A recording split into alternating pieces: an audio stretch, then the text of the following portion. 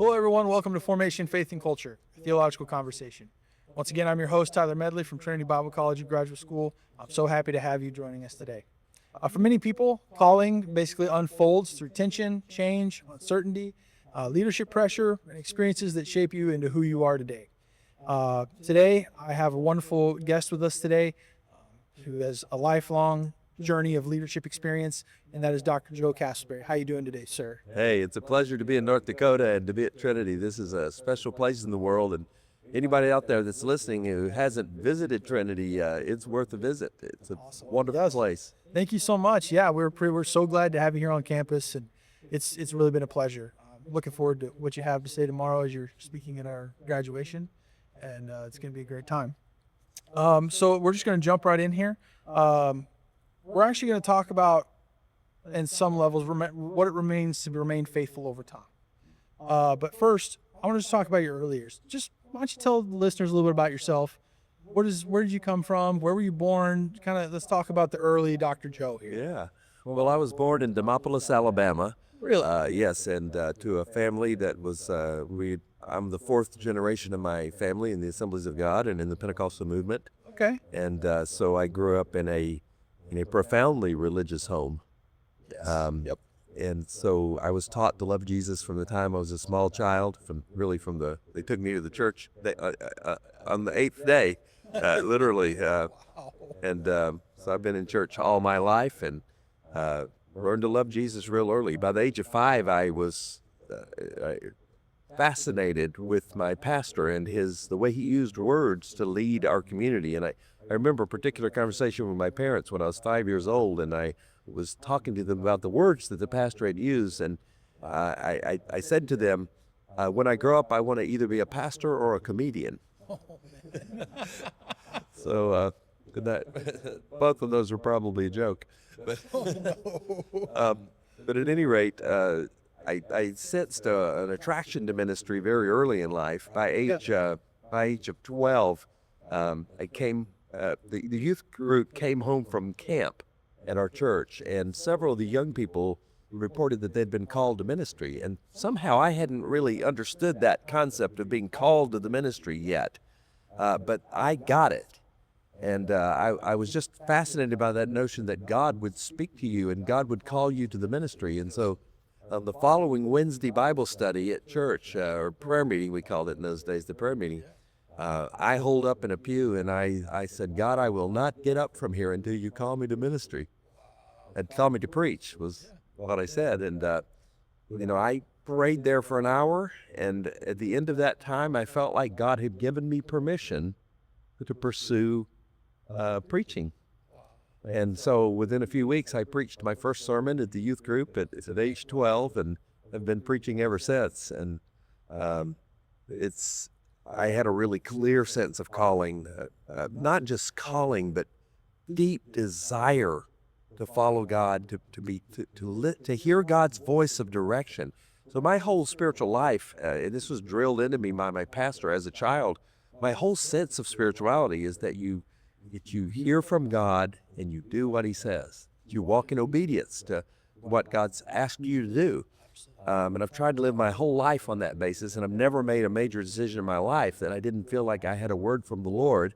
And then I can say that living life that way, I've never made a major decision that was wrong in my whole career. I've made mistakes. I've done things that weren't perfect, but never have I made the wrong choice about what I was supposed to do, because I never made any major change in my life without a clear sense of conviction that God had spoken to me and that God was in it. And it's been the key to my leadership path, was to always to seek God's will and desire God's will above anything else. And of course, that was the language of our hymnody in that time. It was, Jesus, use me, and oh Lord, don't refuse me. Surely there's a work that I can do. And even though it's humble, Lord, help my will to crumble. Though the cost be great, I'll work for you. A song like that was the center of the spirituality that we were taught. That your life didn't belong to you. that you had a responsibility before God, that Jesus had given his life on the cross for you, and it was incumbent upon you to give your life back to him, to let him live through you. And, we fail terribly. We fall incredibly short of that ideal, but that's the ideal that I was taught as a child to aim for, to let Jesus live his life through me. And even if you fail at it, as I manifestly have, God gets to do things through you that you wouldn't have done otherwise. By the age of 13 or 14, I went into the kitchen and told my mother that when I grew up, I wanted to pastor intellectual people. And I always joke saying I knew intellectual people must need Jesus because there weren't any at our church. We weren't reaching them. It was a small town church, and Especially in South Alabama. there were no college graduates in our church. There was no one in our church that would said they were an intellectual, but they would have laughed if somebody would have, it's the last thing they wanted to be, because we used to talk about half-smart intellectuals, people who had a lot of schooling, book learning and so forth, but they didn't have any common sense. And, it's a typical working class way of looking at intellectual people, but and it's not all wrong. But as a child, as a young teenager, I knew that I loved Jesus, and I loved ideas, and I loved learning, and I loved people who talked about ideas. I've heard it said that petty people talk about people. Yeah, that's good. And great people talk about ideas. I don't think that's 100% right, but There's some truth in it. there's truth in it. Yeah. But at any rate, I had just a sense of calling to work with intelligent people, with people who were thinking about ideas. Right. And I wanted them to think about Jesus. So at 15, I went to youth camp, and David Grant was the speaker at camp, and my family was getting really engaged with the notion of foreign missions at that time. David spoke about his work in India. He wasn't much older than me. He was in his late 20s. I was in my mid-teens. But I was just compelled by his testimony and his calling, and I knew that God had called me to be a missionary. So I started saving money to go on a name trip the following year. Got a job at as a busboy at a local restaurant, Shoney's Big Boy, and worked for a year and saved all my money. I didn't spend any of my money to go out. Minimum wage was $2.32, I think, at that time, and so I saved all my money, and missions trips cost $1,000 in those days. Yeah. I raised my $1,000, saved it, and Wow. That's incredible. I didn't know you could ask people to help you. Just figured you had to do it on your own. Do it on my own. That's what my parents said. Yeah. And so I went on an AIM trip to Honduras, and it was a life-changing experience, unbelievably life-changing for me. I'd had 2 years of Latin in high school, and in 10 days, I parlayed that 2 years of Latin into Spanish. So at the end of the 10 days in Honduras, I could actually have conversations with people. I'd learned about 1,000. If you have 1,000 vocabulary words in a language, you can basically get around in it. Okay. And within that 10 days, I'd learned 1,000 vocabulary words. I'd learned the grammar, the basic grammar, 3 verb tenses, and past, present, future, and I was pretty, fairly functional in Spanish after 10 days, and I just fell in love with Central America, and I've never gotten over it. So I started going on name trips every year. I went to Nicaragua the next year, and then the next year I went to the Dominican Republic. By that time, I could lead people to Christ on the street in Spanish. I could pray with them. I could answer their questions. It was crazy. It was my Spanish teacher, when I finally got to Spanish class at Evangel University, the professor said it was a linguistic miracle that I had learned that much Spanish in 30 days of experience. But I felt like it was a gifting that God had given me, and it was also born out of passion. Yeah. I just loved it and wanted it so badly. But then wound up at Evangel University, started taking Greek, and just knew I had to be a Bible scholar and a Bible professor. And so I began to think about how to become a professor. And then one day in my dorm room, I was 21 years old. I had spent a semester in Mexico working with a church builder and had a really difficult experience out of that. And found myself back at Evangel in college again and just grieving over bad experience I'd had. And as I was grieving, the Lord spoke to me clearly. I actually saw a vision. The room filled up with light. I couldn't see anything but light. And like as if you were in the very presence of God. You know, God dwells in unapproachable light. It was like that. Just nothing but light. And God spoke to me and said, don't worry about that. I've got a great future for you. You're going to be the president of a Christian university. And I was amazed. There weren't any Assemblies of God universities at that time. There's no such thing. And When you were 21. 21. Yeah. And I knew that was my future. And I said yes. And I knew that I couldn't have imagined that on my own. I was from no one in my family had been to university ever in all of our family history. 11 generations in America in my direct line, no one had been to a university or to college even. And had one great-great-grandfather had gone to a Bible college to be a preacher, but nobody in the Castleberry line had ever gone to college. So it was an outrageous thing. Right. So not only did you grow up in the church, you developed, bussing tables at the Shoney's Big Boy to go for AIM trips. But like, not only that, you also became a first generation college graduate. I mean, that's just it's just such an incredible story. Well, it's the story gets crazy after that. I didn't have any money and I felt called to go to seminary. I'd also felt called to get married to my wife, Kathleen. And we announced our wedding in February. We were going to get married in September. I had no prospects. I kept applying for youth pastor positions, and I was always second choice. And they'd say, hey, we loved you. We thought you were great, but we chose this other guy instead. You were our second choice. Several people said that to me, and I didn't find a position in ministry. School year ended. We were at the tail end of the Reagan recessions, and there was my hometown had a 17% unemployment rate. There were no summer jobs available. And on the last day in Springfield, my wife got a job offer in Pennsylvania, and I got a job offer in Alabama. She was my fiance at that point. I took her home to Pennsylvania, and I went home to Alabama. The job was contingent that I would be a student in the fall. It was a job for college students. It was very well paid in a paper mill. And I said, yes, I'll be in college in the fall. I had no idea. I wasn't signed up to go, where to go. If I had to go to the local community college, I'd keep my promise. But, I didn't know. And we were going to get married in September and face the future by faith. But we had no prospects, nowhere to go. And I said, well, I'll take you home to Pennsylvania, and while we're there, let's go visit Princeton Theological Seminary. Because if I had the money, I'd go to Princeton. Because when I looked at the college faculties across I looked at lots of seminary catalogs and that kind of thing.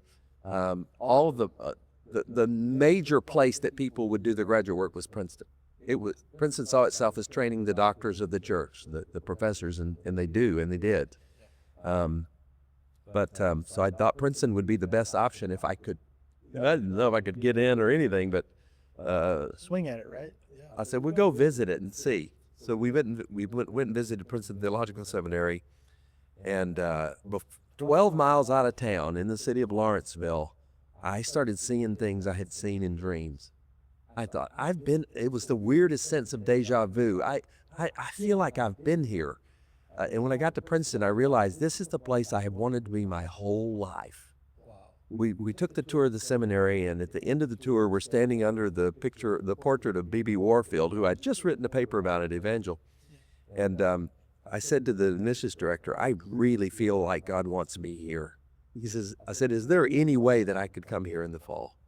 And he said, well, I don't know whether we can accept you or not. I haven't seen an application. I don't know what your grades are. We don't know anything about you. But no, there's no way.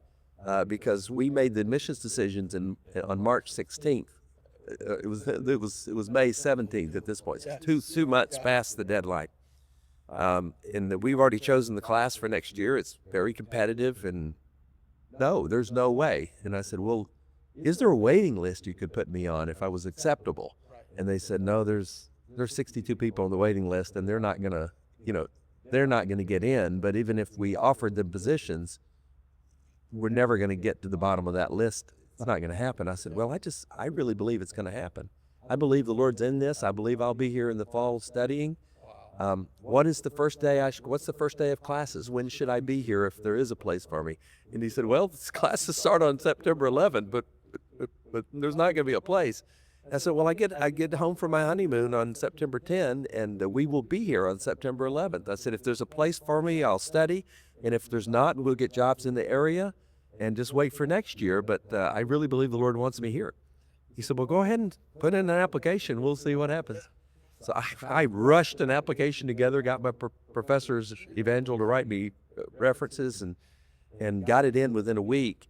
That was June 7th. It was May 17th when I was there. On June 6th, I got my acceptance letter with an offer of full tuition scholarship. Oh, my word. Wow. And I didn't realize they had full tuition scholarships. I didn't have any idea I'd pay for it, even if they let me in. But miraculously, I found out later that the admissions director had gone to the president and said, hey, I've got a candidate that we really should try to get him in here. And is there any way we could accept him? And the president said, well, the endowment performed really well this year. We've got plenty of money. Just make an extra place in the class for him. And so they leapfrogged me over 62 people. It was a full tuition scholarship and subsidized housing. And it was just ridiculous. In 5 years at Princeton Theological Seminary, I paid $400 in tuition. My word. And that was because we were making too much money. That's wild. But it was just an amazing, miraculous placement. And later when I got ready to do my doctorate, there was a similar kind of miracle that got me a place at Columbia University in New York City, and was able to finish a top-tier doctorate, and it made my career. It really did. Wow. But after I finished at Princeton, we were campus ministers at Princeton University for 3 years with Chi Alpha, and that gave me the ordained ministry experience that I needed to be a missionary, and it was an incredible experience, because during those 3 years at Princeton, I met incredibly prominent people, including Jimmy Carter, the President of the United States, from before, the ex-president at that time, and had conversations with the most brilliant people in the world. And I learned I can converse with anybody. I have something to tell them, because they may know a whole lot about what they know about, but I know more about Jesus than they do. And so I've got something to tell anybody I meet, and it built a sense of incredible confidence that you could talk to anybody. And I remember saying to somebody when I was 12 years old that the mark of a truly intelligent person is that they can talk to anybody they meet at that person's level, whether it's a drug addict in the street, because Teen Challenge was such a big thing to us when we were growing up, whether it's a drug addict in the street, whether it's a poor person with no education, whether it's a poor person with a great education, whether it's a world leader, that would be the mark of a truly educated person, that you could talk to anybody you met. And I still think that's a pretty good definition for a people person. Might not fit for everybody, but I'm a people person, and that's what I wanted out of an education, was a sense of confidence that I could talk to anybody about something they would be interested in, and talk to them about Jesus. So this is a long answer to your question. I apologize for it. But Hey, yeah. I spent 15 years on the mission field before ever working in an American college, and then was offered the academic dean position at AGTS. Never had worked a day in an American college or seminary or Bible college. I'd been a missionary in the field, and I was dean of a seminary in Ecuador. But so anyway, I went to Springfield as dean of AGTS. I remained a missionary for 5 more years, and I'd go 8 times a year on missions things, continuing to do work that I'd been working on and teaching around the world. And during those 5 years, I probably got more done as a missionary in those 5 years than I did as a real missionary on the ground, because I was building off of 15 years of experience, deposit, so to speak. And those were great years. And out of that, when the presidency of Northwest University opened in 2007, that's a miraculous story. I was given a prophecy 8 months before I was president of Northwest that I would be president of Northwest University within a year, and it happened just like that. It was crazy. Doug Oss prophesied to me. Some of the people listening may know Doug Oss, a great, real academic hero in the Assemblies of God higher education at Valley Forge and at CBC and at AGTS. Had the privilege of hiring him while I was there, and anyway, Doug prophesied to me that I would be the president of Northwest within a year, and sure did happen. I'm going to ask, like, how big of a full circle moment was that? From 21, when you got the vision of you're gonna be the president of the U.S. It took 26 years. 26 It took 26 years. From the time God called me to be a missionary at age 15 until I became one, essentially at age 30 and age 29, it took 15 years. And the truth is, God spoke to me 25 years ago and told me he was going to take me to Washington, D.C. And now my ministry is that I'm a missionary to Latin America based in Washington, D.C.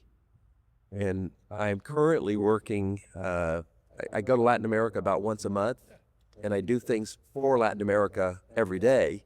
But my ministry in D.C. is a ministry to the diplomatic corps from Latin America, and I have lunch, coffee with diplomats from Latin America on a regular basis, and I share Jesus with them. And I'm for a season now. I'm working. I've accepted the role of Vice President for Governmental Affairs for the National Hispanic Christian Leadership Conference. So I spend some weeks, I spend the whole week lobbying Congress for passage of immigration reform. And also I work on Israel advocacy in the Congress. So next week I have 12 meetings with congressional offices to talk about the Dignity Act and immigration reform. So I'm having a blast in Washington, D.C., and I feel like I'm exactly in God's will, and it's allowing me to continue loving Latin America with all my heart and ministering to Latin American dignitaries in the city. And just said I was in El Salvador the other day and met the CEO of the largest food company in Central America, and we just became fast friends. He's visiting me in D.C. here soon. He comes to D.C. twice, every 2 months he's in D.C., so That works out. Yeah. It's just God's opening up incredible relational opportunities for me to do what I've felt called to do my whole life, which is ministering to educated people and sharing Jesus with them. And so Wow. I feel like there's just been great reward to the obedience that I've somehow managed to find by God's grace. If God doesn't speak to you, you can't obey him. If you don't hear God speaking, you can't obey. Yes. I wish I could tell you I obeyed God every time he spoke to me all through my life. I can't say that. But man, I sure have tried, and it's worth the effort. I always say God's will is new every morning. It's just like his mercy and his grace. It's new every morning, and it doesn't matter how bad you messed up yesterday. God has a brand new will for you today. And sometimes your failure yesterday forecloses God's best for you. It doesn't mean that God doesn't have a perfect will for today. There's no such thing as God's permissive will. When I was growing up, they talked about God's perfect will and God's permissive will, and that is just, there's another name for permissive will. It's called disobedience. God has a perfect will for us every day, and we can always get back on that train of obedience and walk with God, and that's when we talk about Christianity being a personal relationship with God, that has to mean that we're speaking to God and he's speaking back to us. And I think part of Christian life as individuals is learning to discern that voice of God, that direction of God, because I think God speaks to all of us differently according to our own personalities and our receptors. Right. We all receive information differently, and if God speaks to us in individual ways that are tailored to our identity and self. But I just encourage everybody that's listening, find a way to hear from God, find a way to know God's will and to do it with all your might. So, Well, that's great. Thank you. I love that story. I mean, it's just a continued story of God's faithfulness, number one, your obedience, number two, and just the understanding of this is exactly the scripture says that he said that he came to give us life and life more abundant. amen. And that's just a testimony of that. And he can't give us that abundant life unless we cooperate. Yes. It comes down to that. Yep, absolutely. So just another question I have is, what made you believe? Because you talked about ministering to people about but doing both ministry and an intellectual life. Did you ever feel a tension between those? Was there like something, like whatever made you feel like, hey, like these, what made you believe that those two belong together? And has there ever been people confront you about that and be like, hey, we can't mix the two? What's been kind of that journey like? I have never had anybody suggest to me that you couldn't mix the two. Okay. A lot of people talk about anti-intellectualism in Pentecostal circles, and they assume that that means that Pentecostals are against the intellect. There is anti-intellectualism in our movement, and B, that doesn't mean Pentecostals don't believe in intellect. When we talk about Pentecostal anti-intellectualism, what we're saying is that we don't believe that intellectuals get a right to rule us just because they favor ideas over action. Intellectuals mess stuff up when they're put in charge. There is such a thing as being educated beyond your intelligence. And, I've never believed that the fact that I was intellectually oriented meant that I ought to be in charge. Right. So I think, I'd never felt any tension at all between having an intellectual bent as a person. We all get to be who we are. I mean, God blessed me with a slightly better than average IQ, and I like ideas and I like learning and always have, and that's just who I am, and that's great. God's given other people different gifts and different abilities, different kinds of intelligence, and he has a purpose and a will for all of them, and one of them isn't better than others. I mean, what would have been, I live my life on the mission field ministering to the poorest people in Latin America and also to some of the richest and wisest and most educated people of Latin America. And I always ministered to both my whole time. I come from a working class background. I love people who are struggling and I feel their struggle, and I love seeing people thrive, so I had the privilege of starting a church in an unreached people group in Ecuador. It was an African group that had been brought to Ecuador as slaves in the 1590s, and were slaves until the 1970s, essentially. And I mean, it was the most uneducated, flat on the ground, underdeveloped situation you could imagine. But man, those people were precious. And we had the privilege of going and starting the first evangelical church in their people group. It was a people group of 20,000 people. And that church is still there today, and they're pound for pound probably the most socially engaged Christians around. But we started with Compassion International. We started a feeding and tutoring program there, and one of the children who got saved in the church, he remained in school because of the feeding program and the tutoring that he got. And when he was a teenager, he noticed that the kids from his class were getting involved with drug trafficking. And he didn't want that for his life. And he decided he didn't want to get pulled into that. He wanted a better future than that. And he thought, what should I do with my life? And he was just a child when I was there as a missionary. But he said, Pastor Joe was a scholar. I think I'm going to become a scholar. So he studied hard, and he got himself a scholarship. This is from the most poor family you can imagine, with no education. And he got himself a scholarship and graduated from college in Ecuador, married a girl like himself who had from a black community in Ecuador that had gotten herself through college at the top college in Ecuador. The two of them got Fulbright scholarships to Rice University. They're there pursuing doctorates in sociology and Afro-Ecuadorian studies, and his dream is to go back home and finish the work that I started there. It's I got to tell you, that was enough to justify it all. Yeah. But we had the privilege of baptizing 150 people in the Chota River, and every one of them was precious, equally precious to that kid who had an intellectual talent and depth and a desire and an ambition and a call from God. They're all equally precious. And, you know, it's the greatest privilege of my life was to go and serve for those people. So, no, I never felt any tension. It's always something that was integrated. I was always, growing up Pentecostal, I always believe in the slogan of this, always of God, not by might, not by power, not by great intellect. That's not really in there, but it's implied.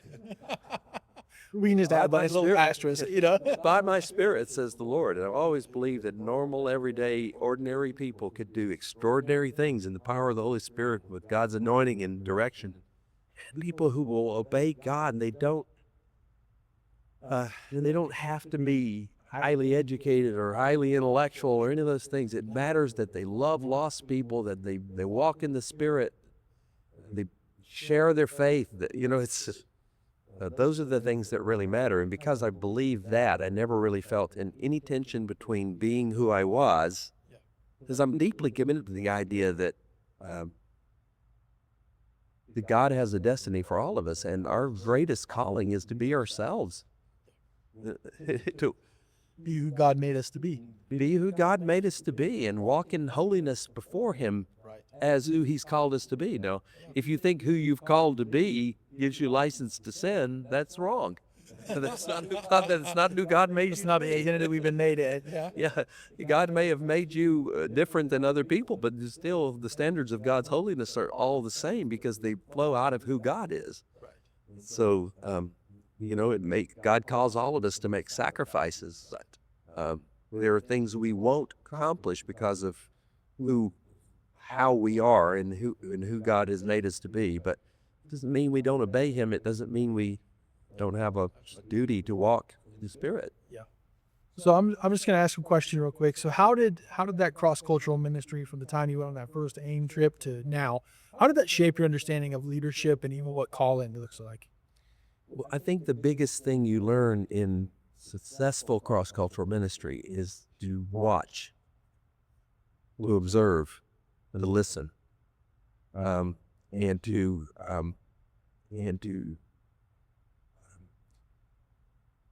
give yourself up without committing suicide, identity suicide. But you've got to give up your way and adopt their way if you're going to be successful at it. So you've got to learn their culture. You've got to adopt their ways. It doesn't mean if you have to adopt their sins. You can adopt culture. You can do things their way. And the only way you're ever going to be able to do that is by listening and by observing. The reason I survived 18 years at Northwest University, it's a funny thing. In 18 years at Northwest University, I never became I didn't become a Northwest native. I'm a Southerner from Alabama. That is deeply woven into me, and I'm a Southerner. That's who I am. I learned how to get along in the Northwest. I learned their culture, and I very quickly learned their culture and managed to lead in that setting for 18 years without becoming one of them, in a sense. I never became a Northwesterner. I never became a person whose basic way of thinking was Northwest way. But I learned to live in that culture by watching and trying to communicate with them in a way that made sense to them. Either succeeded or failed at it, but anyway, it lasted for a while. So I think that's true in any setting you go into, especially within the United States. There are microcultures everywhere, and there are macrocultures. I mean, the culture in North Dakota is poles apart from Alabama.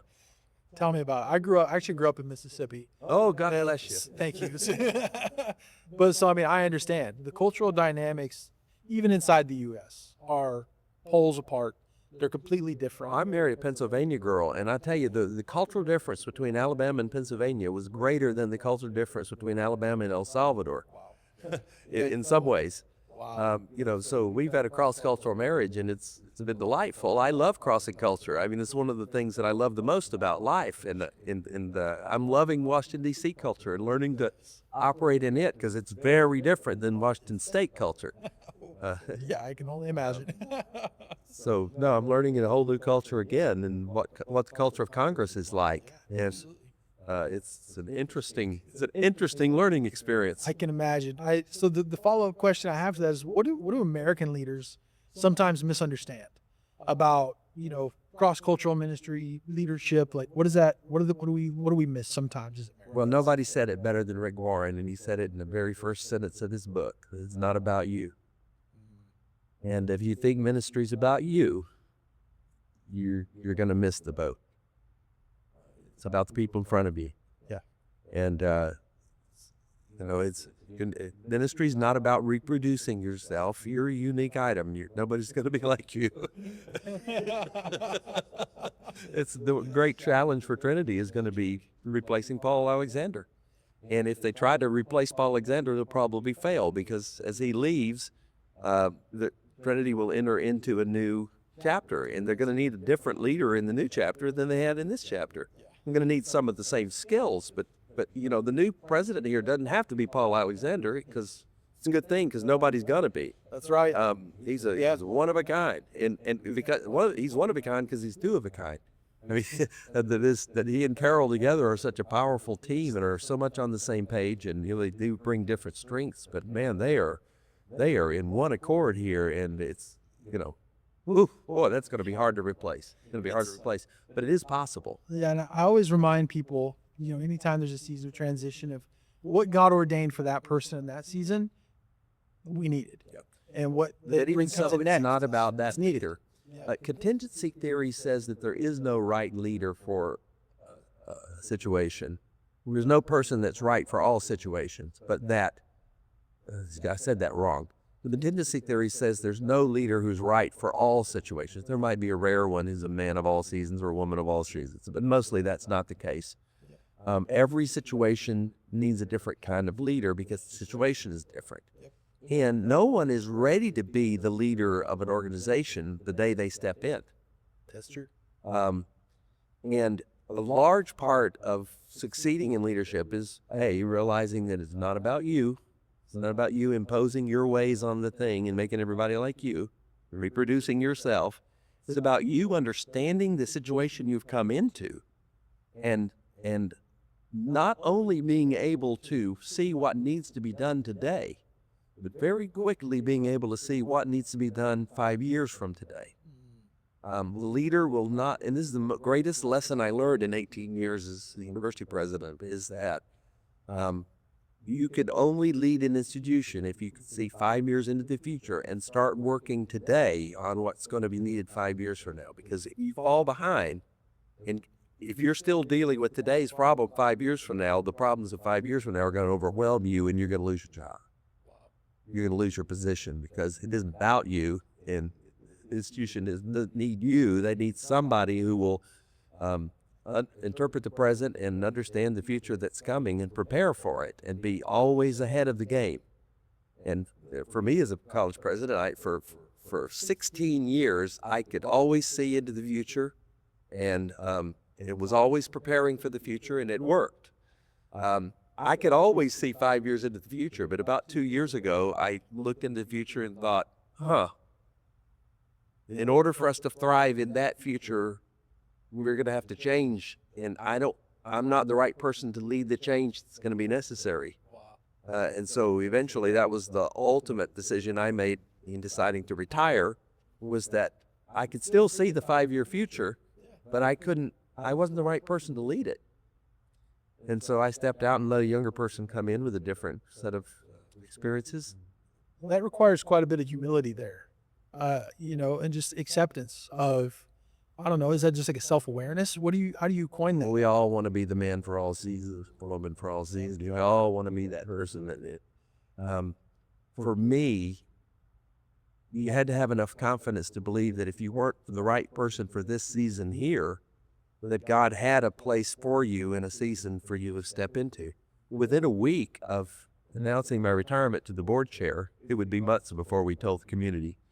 But within a week of announcing my retirement to the board chair, I had to be in Washington, D.C. It's been a week in D.C., and by the end of that week, it was obvious to both me and my wife that God was calling us to fulfill that. We weren't thinking about that when we retired, but that it was time to fulfill that word that the Lord had given us years ago, that he was going to, 25 years ago, that he was going to take us to D.C. And having that sense of discovering that new thing that you were the right person to do, that's crucial in getting through, because I tell you, it's a huge step down from organizational leadership to be nobody. And I got to tell you, that the first couple of months of stepping down from an institutional leadership position it's a tall step to step down, in a hard landing. So it really helps to have faith in God that he has a place for you and that you're going to land in it. Of course, knowing where you're going and knowing what you're going to do when you get there, or how you're going to fund it. All different questions, all different answers. There's a whole lot of things to work out in the process of, it's very different from going, for the last 25 years, I'd had a secretary that, was an enormous help to me, and not just a secretary, but, 6 vice presidents, and, you had a big staff to help you carry out the vision you believe God was leading the institution into. And all of a sudden being a one-man band is a different story. But God's made it worthwhile, and I'm liking it. Well, that's really, yeah. So how did you go through all of these seasons? I mean, there's been tenure after tenure. I'm hearing a lot of longevity in leadership. What causes a leader to stay grounded and faithful just over decades, not just seasons? The relationship with God that leader has. I mean, you see leaders all the time fall into sin, fall into error, make bad decisions, become bad leaders, go off in the wrong direction. It isn't a sin, it's just mistakes sometimes. You got to walk with God. You got to stay in the Spirit. You have got to keep God's will above your own. In the prayer of Jesus in the Garden of Gethsemane, I was just there in December in the garden. I did a funny thing. I said, Jesus, lead me to the very tree that you prayed under. Because you're there with these 2,000-year-old trees. I said, Jesus, lead me to the very tree that you prayed under. And I thought, that takes some faith to believe. And I found a tree, and I prayed under it as if it were the very tree. I don't know if it's the same tree or if I don't know. Who knows?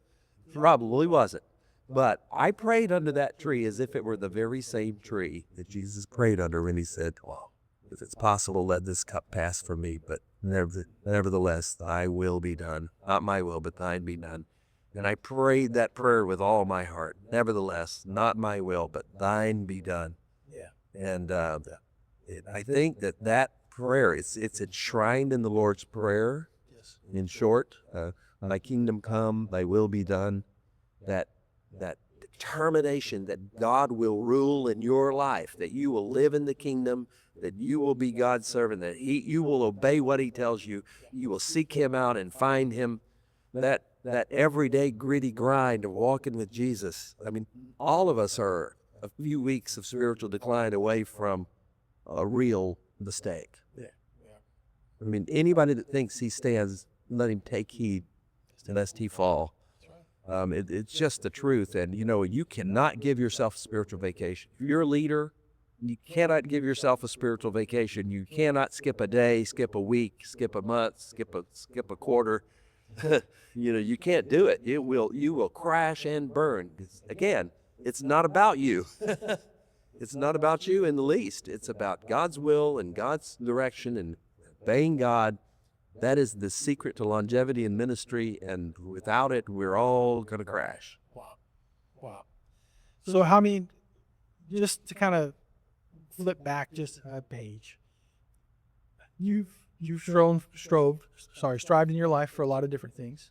and you've done a whole gambit from missions work to university president to working with politicians and diplomats. What's the difference between calling and ambition? The, I don't accept the distinction. I think my ambition is to fill out my calling. Now, there's such a thing as selfish ambition, and there's such a thing as godly ambition. When we're seeking with all our heart to be fruitful in the vine, we're working hard. Jesus said, "My Father is always working, and so am I."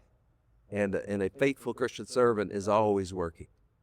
When he's raising his children, he's working. When he's loving his spouse or she, whether male or female, when you're loving your spouse, you're working. Work is worship. All of life is work. All of life is worship. It doesn't mean you're always at the job, but it means that you're always doing about the Lord's work in every element of your life. That there is no work-life balance for the Christian. There's only work.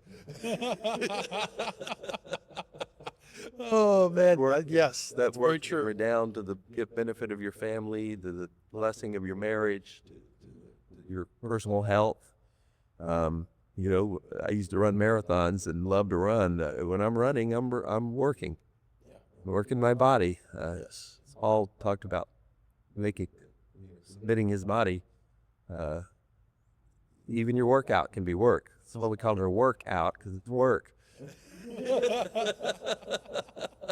Oh man. Kierkegaard wrote of works of love, right? It was what's works of love.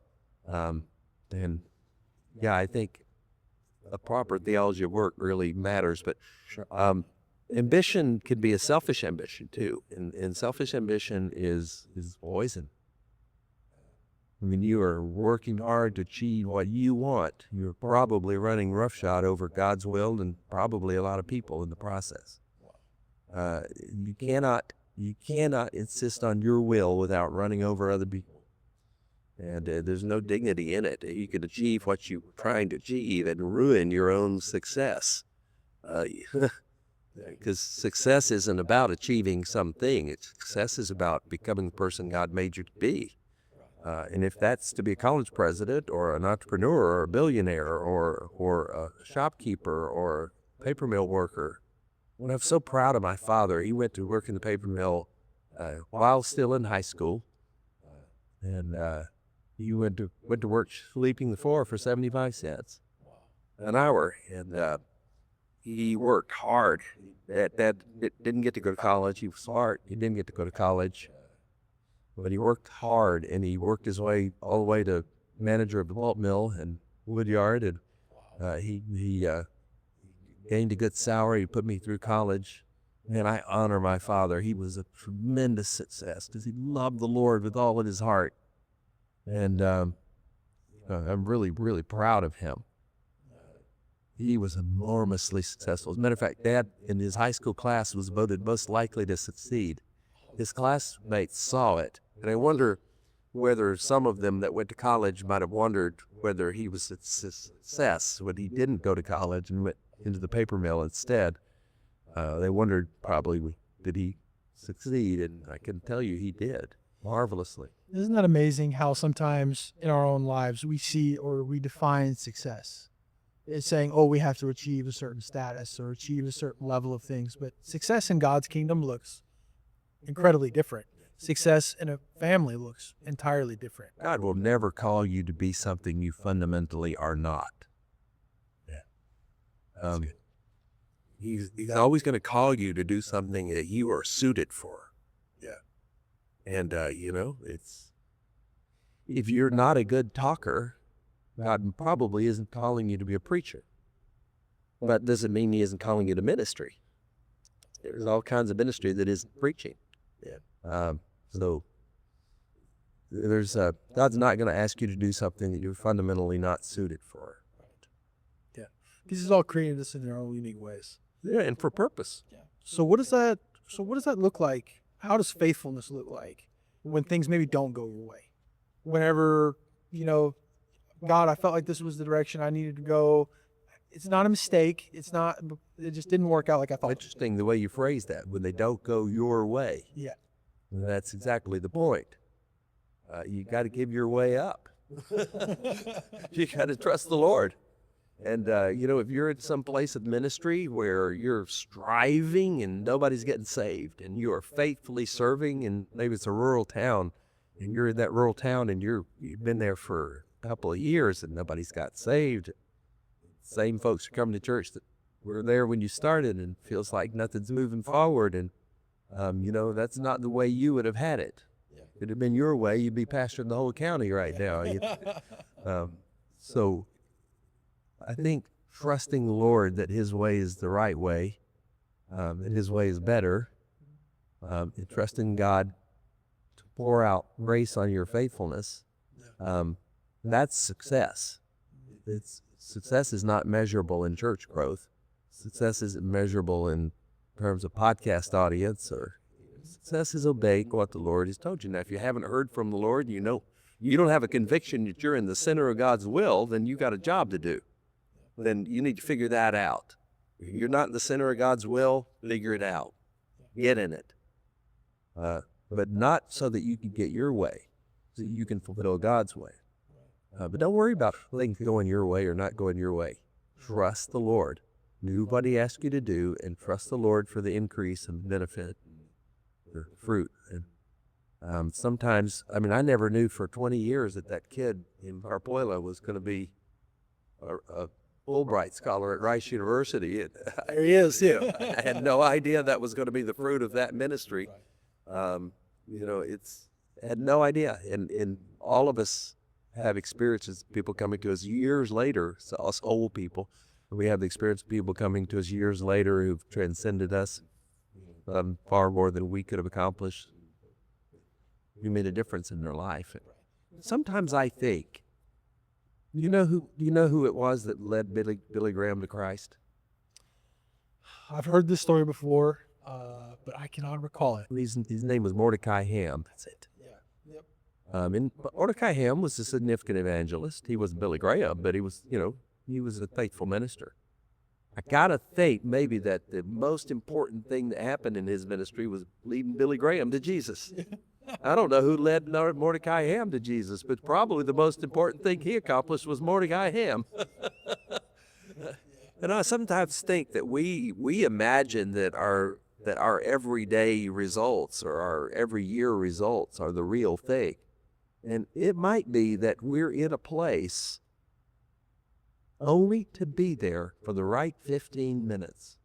We might be in a place 10 years just so that we can be there in the right place for 15 minutes when God actually does something that we don't even realize how important it was. But years later, maybe nobody knows you were there, but you were a key element in God's plan to make something happen. So I think we need to take a long-term perspective in judging our work. Yes. It's not about what you've done lately for God. God is not a "what have you done for me lately" boss. He sees the whole thing, and he has unbelievable patience. I am one of those people. Some people think Christians can't believe this, but I do. I believe that the universe is 13.8 billion years old. I believe that the creation of the world happened 13.8 billion years ago. Some people don't, but I do. I think science on that's pretty solid, and either that's the case or God made the world look like that. But I don't think that's true. I don't think God deceives us that way. I think God made the world 13.8 billion years ago and made this earth just maybe 3 billion years ago. We human beings, as we are right now, civilized, living in societies, it's not more than 10,000 years. And this little blip of time that I've been alive is not even, it's not even a speck on the timeline of 13.8 billion years. Yeah, it's microscopic. It's microscopic, but the patience of God to have created the universe 13 point something billion years before humanity would come on the scene. I believe that we are the show here on earth. Human beings are the show. We're the reason God created the world. and he made his place for us. And we're here for whatever time we've been here. 10,000 years we've been what we are now. The patience of God, he was not in a big hurry to get to this. He just wasn't. And, God is not in a hurry. He just isn't. 1,000 years is like a day's like 1,000 years. God is not in a hurry. So when we get in a hurry, we're probably not in sync with God. Doesn't mean we shouldn't work hard. Doesn't mean we shouldn't redeem the time. But when we get in a hurry that we've got to see results now, we're probably getting the cart before the horse. Yeah. Which, man, that's very profound to think that we've been given such a time that no greater time matters except for what's right now. And we have to continue to work to be in the center of God's will, to be faithful for right now. Not worry about, yesterday, not worry about tomorrow, but what's faithful right now.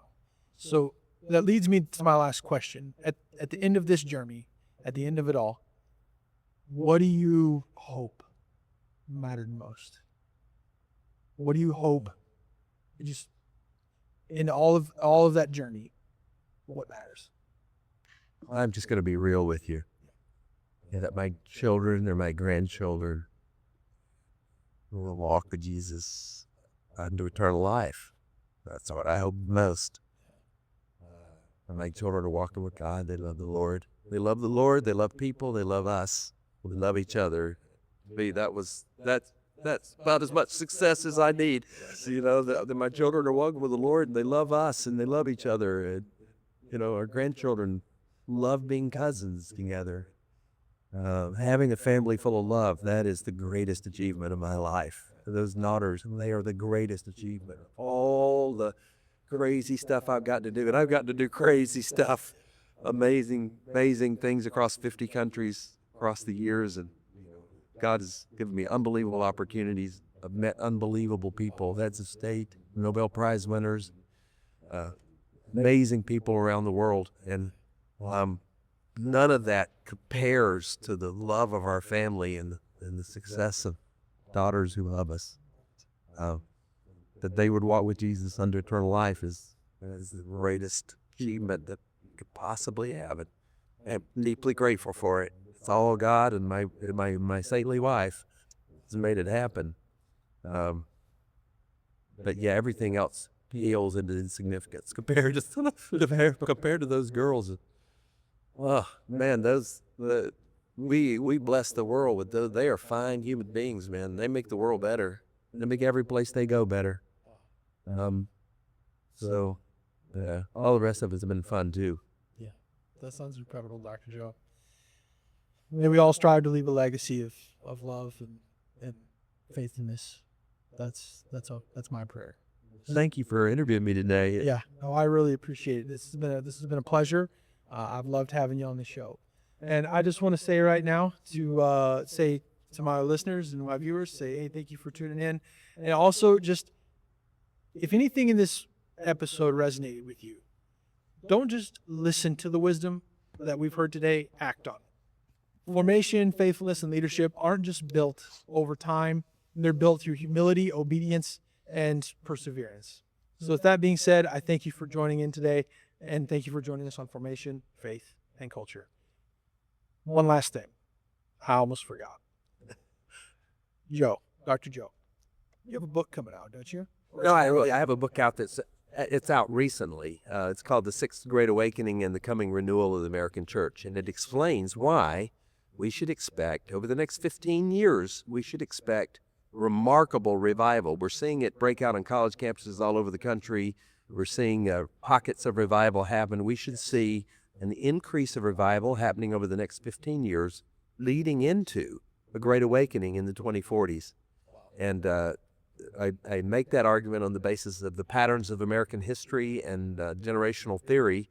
And it's a scholarly book, but it's also a prophetic book. And I believe with all my heart that we are headed towards the greatest awakening the world has ever seen. It won't just be America, although my book really focuses on the American aspect of it. I've been doing research on Europe in the last 6 months at Georgetown University as a visiting scholar there. And I'm positive that Europe is going to see the same Great Awakening. They see it slightly before us. And it's a very exciting book, and it tells us what we need to be doing to get ready. We don't have to wait for a Great Awakening. The revival that's available to us right now is what we need to be focusing on. Don't worry about a Great Awakening. Worry about revival in your life. If revival happens in your life, it can happen in your church. If it happens in your church, it can change your city. And we're going to see the greatest spiritual movement in the history of the world in the next 20 years. And Wow. I can't wait. It's happening now, and I rejoice in it every day. Wow. Just give me a little snippet, your little teaser here. What do you think is the major catalyst for that? Well, it's Gen Z. You know, no revival in the history of the church has been led by old people. Young people are the key to revival. They're the ones who have the energy, the passion, the first love. It doesn't mean we older people can't participate in it. We do have a role, and we're going to enjoy it. But it's young people that are going to lead it, and Gen Z leaders right now, man, they have got all they need to be the leaders of the next Great Awakening. They're going to be the Chuck Smith to the next generation of Greg Laurie's. And what you saw in that movie, Jesus Revolution, is exactly what my grandchildren are going to experience 15 to 20 years from now as they're coming into their majority. They're going to be like we were when we were 18. They're gonna be spiritually hungry. We're gonna see that generation, the Gen Alpha, those little children today, children who weren't in school. You can count everybody as Gen Z that was in school during COVID. If you were in college or school during COVID, you're Gen Z. But or maybe just recently graduated from college, you're Gen Z. But if you are 5 years old or less, you're Gen Alpha. Some people count it differently, but that's the way I count it. Yeah. I think I'm right. Well, those that are 5-year-olds today, man, they are going to have an amazing hunger for God. Wow. And Gen Z is going to get to lead them. And, of course, leaders will come up out of them that will really be the major players in the biggest fruit from the awakening. But Gen Z is going to be the ones that pastor them. So what we can do right now to invest in Gen Z as the future pastors of the movement and Gen Alpha as the future subjects of the Great Awakening, it's crucial. What we invest in our children and young people right now is absolutely crucial for the future of the church and the society and for the world. I honestly believe we will see one final ingathering Wow. before the return of the Lord, and then we're going to see, I also believe, I don't say this in the book, I also think that the unraveling is going to be wicked. Yeah, absolutely. After this great awakening, when it starts to unravel, it's going to unravel in a hurry. Yeah. So, of course, Jesus can come back anytime. Wouldn't want anybody to think Jesus isn't coming for 15 to 20 years. We don't know when he's coming. He could come near the hour. Yep. And revival can come anytime. Don't you think you have to wait for that? It can happen anytime. Just pray. Revival happens when people pray. But you'll find this book really encouraging. The book is The Sixth Great Awakening and the Coming Renewal of the American Church, available on Amazon.com exclusively. And you can find all my books on Amazon.com. Nice. That was you took the words right out of my mouth. I was going to ask where we can find it. You can find them on Amazon. That's wonderful. Okay, one more time. That's The Sixth Great Awakening and the Coming Renewal of the American Church by Dr. Joe Castleberry. All right, guys, one last time. We'll actually do it for real this time. Thank you for joining us on Formation, Faith, and Culture, a theological conversation. I'm going to see you on the next episode.